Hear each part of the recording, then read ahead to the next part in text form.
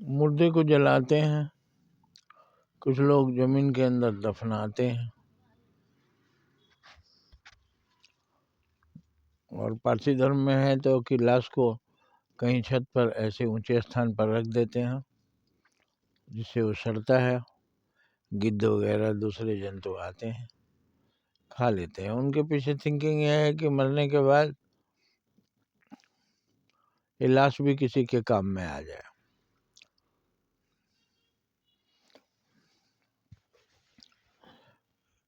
वो लोग अग्नि देवता को अपना सर्वोच्च देवता मानते हैं।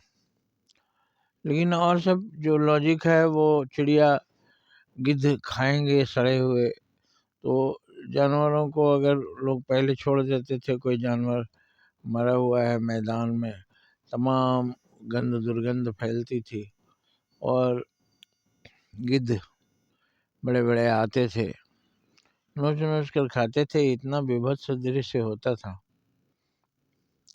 आसपास के जलाशय प्रदूषित हो जाएंगे। तो ये सब तो नहीं, लेकिन यहाँ हम देखते हैं जलाने और दफनाने के पीछे क्या कारण है। लाश को अगर वैसे ही छोड़ दिया जाए, सड़ेगा, दुर्गंध होगी, बीमारी फैलेगी, कीड़े निकलेंगे और दूसरे लोग भी मरने लगेंगे वो प्रदूषित हवा से।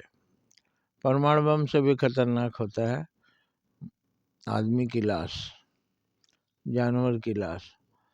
तो मनुष्य ने ये दुर्गति को देख करके भारत जैसे देश में लोगों ने सोचा जमीन कीमती है, जमीन के अंदर दफनाएंगे उतनी जमीन बेकार हो जाएगी,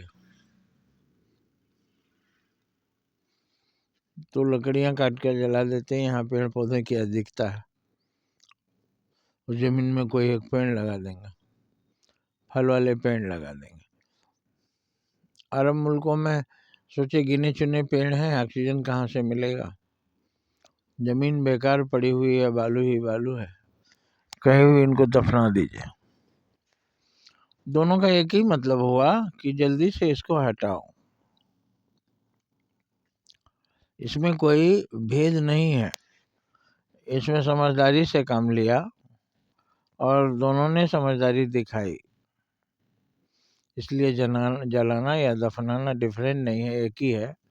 और उसका उद्देश्य है लाश की दुर्गति होने से बचाना और इसको सम्मान के साथ ख़त्म कर देना।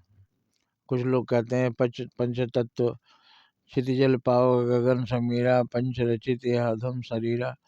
5 तत्वों से जो शरीर बना है, इस सबका कर्ज है, वो शरीर सबको चुका देता है। जलाने से भी वो जिसका जो है अपना ले लेता है और दफनाने से भी जिसका जो है उसे प्राप्त हो जाता है।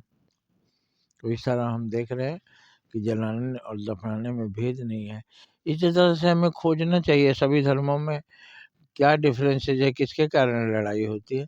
कहीं वो डिफरेंसेज वास्तव में नहीं के बराबर है या समझदारी है, तो हमें आपस में नज़दीक आना चाहिए। सभी धर्म के लोगों को मित्रता से रहना चाहिए। जो डिफरेंसेज है उसमें बुद्धि का प्रयोग करके सही उसका उद्देश्य खोजना चाहिए। जय हिंद, जय भारत।